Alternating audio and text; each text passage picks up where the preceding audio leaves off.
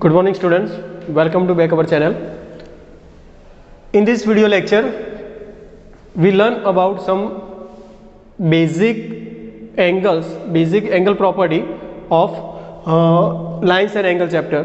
In our previous lecture we have learned some basic terminologies of this chapter, like what is line, what is line segment, what is ray, and we also learned that types of angles, right?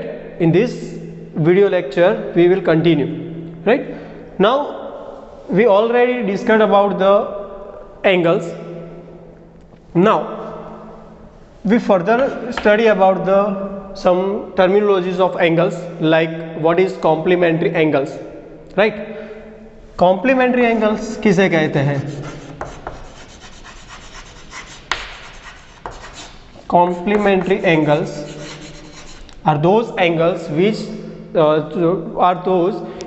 the sum has 90 degree, right? दो ऐसे angles कि जिनका सम 90 degree हो रहा है उसको हम कहेंगे complementary angles. Like for example angle A plus angle B is equal to 90, then these two angles are complementary to each others, right? We also find the angles of value of the angle of each angle, right?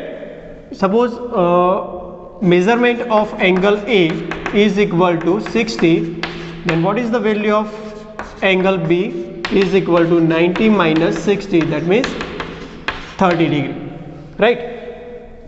तो complementary angles किसे कहेंगे कि ऐसे दो angles कि जिनका सम जो है वो 90 हो रहा है, तो ये दो एंगल्स जो होंगे उनको हम कॉम्प्लीमेंट्री एंगल्स कहेंगे. Now second one is supplementary angles.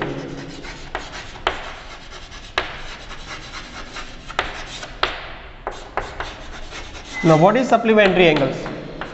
Supplementary angles are those the sum of their angles are 180 degree, right?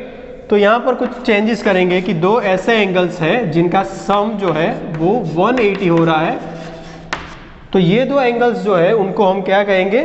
Supplementary of each other, right? For example if angle x is equal to 135, then what is the value of angle y is equal to 180 minus 135 degree, that means you will get 45 degree, right? तो इस types के questions जो है वो आपके exam के अंदर objective जो होते हैं उनके अंदर पूछे जा सकते हैं. ठीक है फ्रेंड्स, तो ये जो दो टर्मिनोलॉजीज जो थे complementary angles and supplementary angles जो है उनके बहुत सारे एग्जांपल्स जो है आपकी कॉम्पिटिटिव एग्जाम्स होती है तो उसके अंदर पूछे जाते हैं. बेसिक बहुत ही उसका जो बेसिक है वो बहुत ही सिंपल है. सिर्फ आपको ये समझ लेना है कि कॉम्प्लीमेंट्री जो होता है उसमें एंगल का सम जो है वो 90 डिग्री होता है, और सप्लीमेंट्री जो एंगल्स होते हैं उनके अंदर उनका सम जो होता है 180 डिग्री होता है सिर्फ, right? Now we discuss about intersecting and non intersecting lines, right?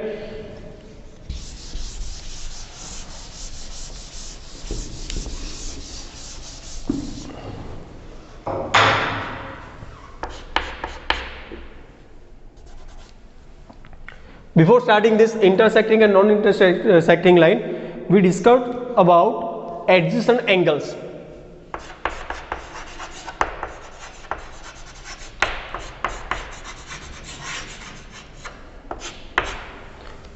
Right? To understand this adjacent angle, first of all we draw one diagram of this.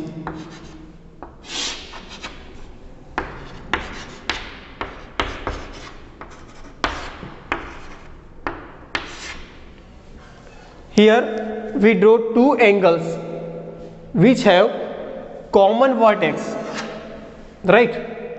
One common arm and two non-common arms, right? तो ये दो angles जो है हमारे पास, ये दो angles जो है उसके अंदर आप देख सकते हो, मान लो कि ये फर्स्ट वाला जो एंगल है उसके अंदर आप देख सकते हो कि उसके दो रेज है.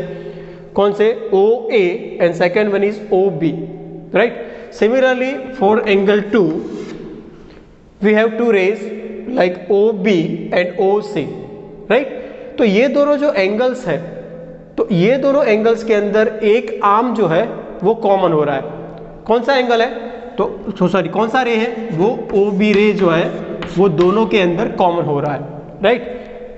दूसरी थिंग कि बाकी के दो रेज ओ ए रे एंड ओ सी रे जो है वो जो कॉमन रे है उसकी डिफरेंट साइड्स पे है, right.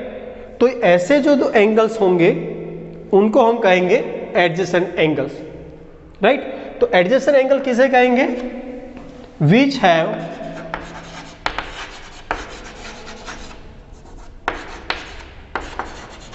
One common vertex,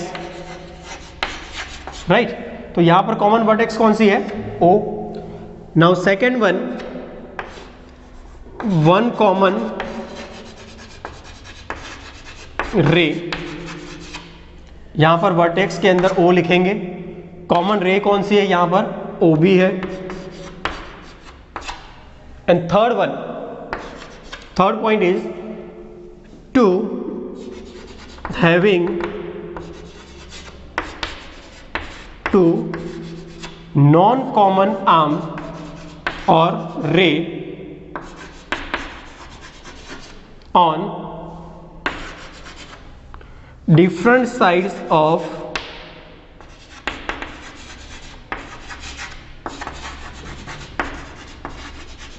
common arm or ray।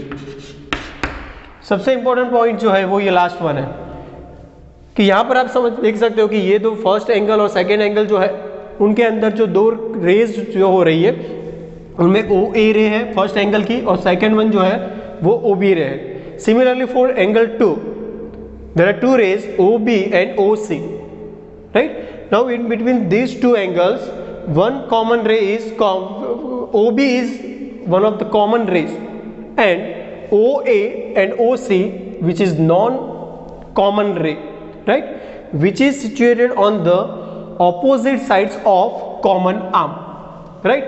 तो ये दो एंगल्स हुए उनको हम कहेंगे एडजेसेंट एंगल्स, राइट। तो एडजेसेंट एंगल जो है उसको हम यहां पर कुछ ऐसे भी ले सकते हैं कि AOB plus BOC angle BOC is equal to, you can write here, AOC, right। अब यहां पर एडजेसेंट एंगल और linear pair of angle in दोनों में कुछ डिफरेंस जो है वो डिफरेंस सिर्फ इतना ही है कि यहां पर आप देख सकते हो कि नॉन कॉमन जो रेज जो है वो आर्म्स जो है वो यहां पर स्ट्रेट लाइन क्रिएट नहीं कर रहे, राइट। लेकिन यहां पर pair of linear pair of angles के अंदर ये जो नॉन कॉमन आर्म्स जो होंगे वो एक स्ट्रेट लाइन क्रिएट कर रहे हैं, राइट। तो उसकी वजह से आप कह सकते हो कि ये जो होगा इसके अंदर जो स्ट्रेट लाइन क्रिएट हो रही है दैट मीन्स वहां पर एंगल कितने का होगा? 180 डिग्री का होगा, ठीक है फ्रेंड्स। तो वो जो है वो हम नेक्स्ट सीखने वाले हैं, लेकिन एडजेसेंट एंगल्स जो है उसके अंदर ये 3 पॉइंट्स जो है वो आपको दिमाग में क्लियर होने चाहिए। फर्स्ट वन इसके कॉमन वर्टेक्स होना चाहिए, सेकेंड वन की एक जो आर्म होगा वो कैसा होना चाहिए? कॉमन होना चाहिए, एंड थर्ड वन की जो नॉन कॉमन आर्म्स जो है वो कॉमन आर्म्स की डिफरेंट साइड्स में होने चाहिए, ठीक है फ्रेंड्स। तो ये जो थी वो एडजेसेंट एंगल की एक बेसिक्स थे। अब नेक्स्ट हम देखेंगे कि linear pair of angles. Linear pair of angles किसे कहते हैं?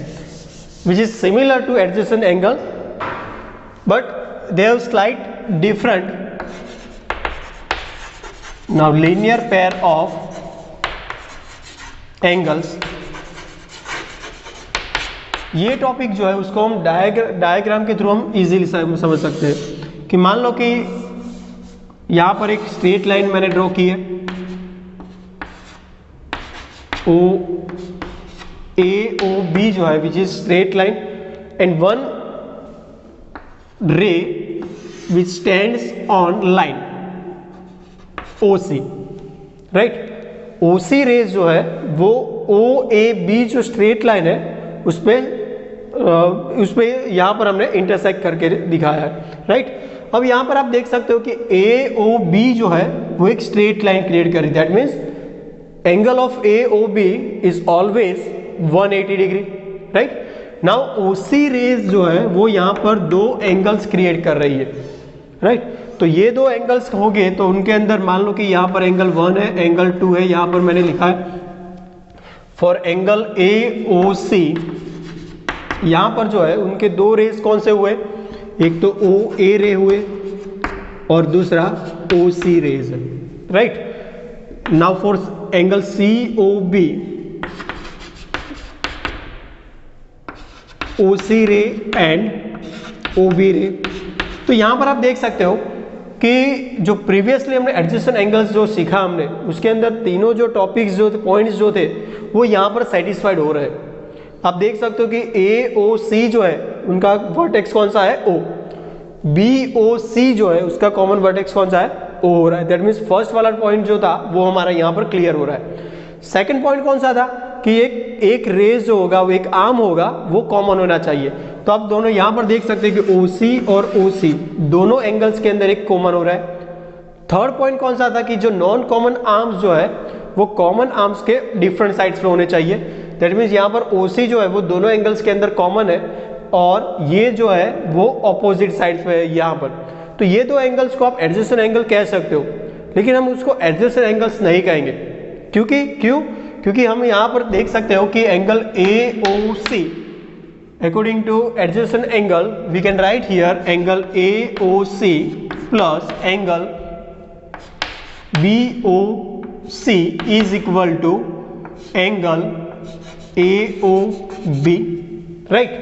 तो यहां पर एंगल ए ओ बी हो रहा है, लेकिन ए ओ बी क्या है हमारा, स्ट्रेट एंगल हो रहा है। स्ट्रेट एंगल की वैल्यू कितनी होती है, 180 डिग्री, राइट।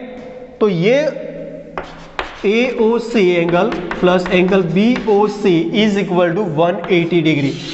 दैट मीन्स यहाँ पर एक पॉइंट्स ये है कि लीनियर पेयर ऑफ एंगल्स की वैल्यू कितनी होती है, sum of linear pairs value जो होती है वो हमारी 180 डिग्री होती है। लेकिन यहाँ पर एडजेसेंट एंगल और लीनियर पेयर ऑफ एंगल्स के अंदर डिफरेंस सिर्फ इतना ही है कि यहाँ पर सम जो है वो 180 ही होना चाहिए।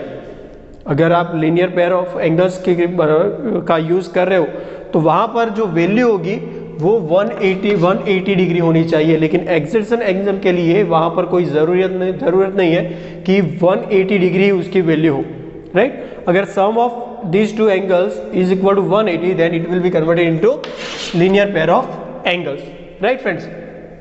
तो यहाँ पर आपको adjacent angles and linear pair of angles की जो डिफरेंस जो है वो आपको यहाँ पर समझ में आ गया होगा, ठीक है फ्रेंड्स। अब next point is intersecting and non intersecting.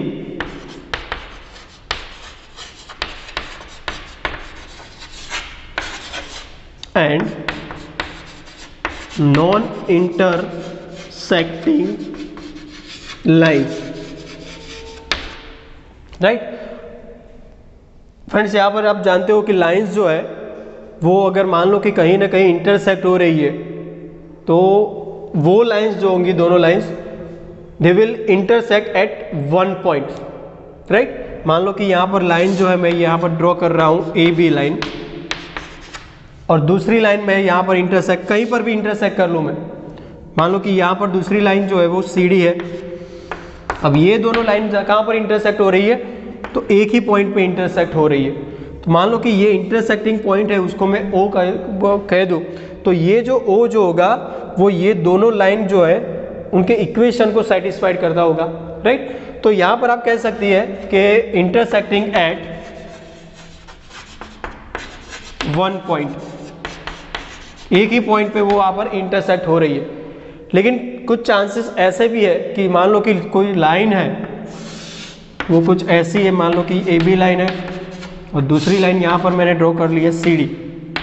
तो आप देख सकते हो कि ये दोनों लाइन जो है उनको दोनों साइड पे कितनी भी टाइम पर आप एक्सटेंड कर लो, लेकिन ये दोनों लाइन जो होगी वो कहीं पर भी इंटरसेक्ट होने वाली नहीं है।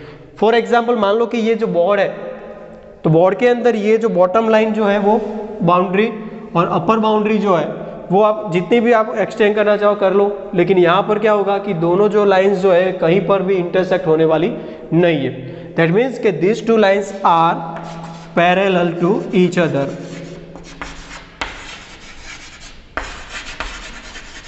राइट, और the height between this two or distance between these two parallel lines is called height of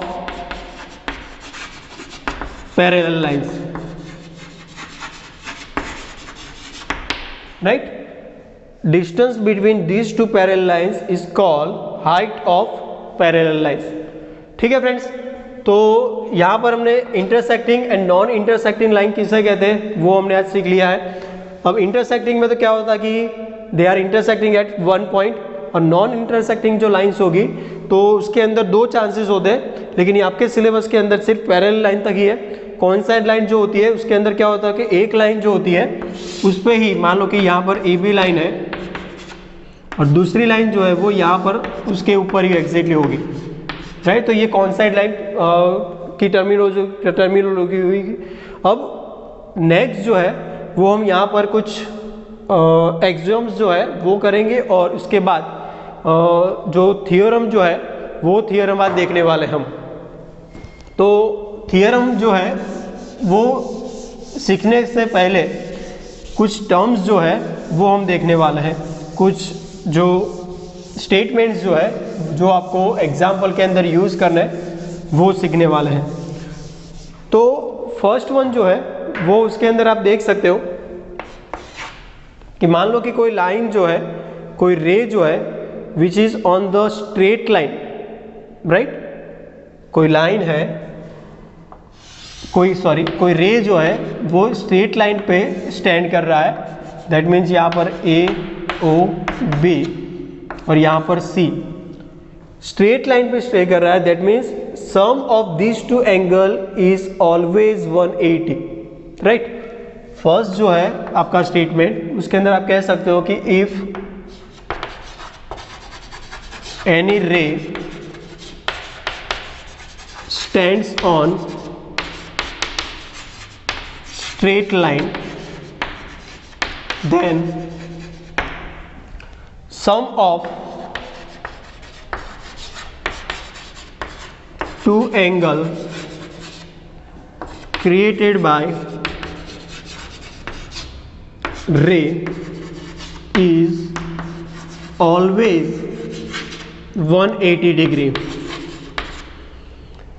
मतलब कि यहाँ पर कोई ऐसा सिचुएशन हो रही है, कुछ एग्जांपल्स ऐसे आ रहे हैं, हम एक्सरसाइज में देखेंगे कि ये टर्मिनोलॉजी जो है वो हम स्टेटमेंट को कहाँ पर कैसे यूज़ करते हैं वो हम सीखने वाले हैं। तो यहाँ पर आप देख सकते हैं कि ओसी रेज जो है वो स्ट्रेट लाइन पे स्टैंड कर रही है। दैट मीन उसकी वजह से ये जो स्ट्रेट लाइन जो है वो दो एंगल्स के अंदर डिवाइड हो गई। तो दो एंगल्स का सम जो करेंगे वो ऑलवेज हमारा कितना होगा, स्ट्रेट एंगल जितना 180 डिग्री होगा। Secondly vice versa, if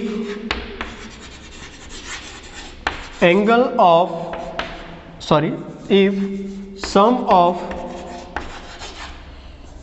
two angles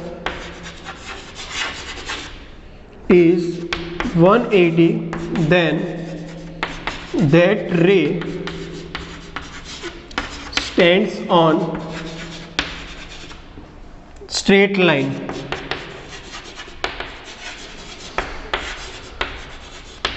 right, तो आप यहाँ पर ये कह सकते हो कि मान लो कि एंगल x है और एंगल y, इन दोनों का सम जो अगर 180 हो रहा है, दैट मीन्स कि ये दो एंगल्स जो होंगे वो एक स्ट्रेट लाइन बनाते होंगे।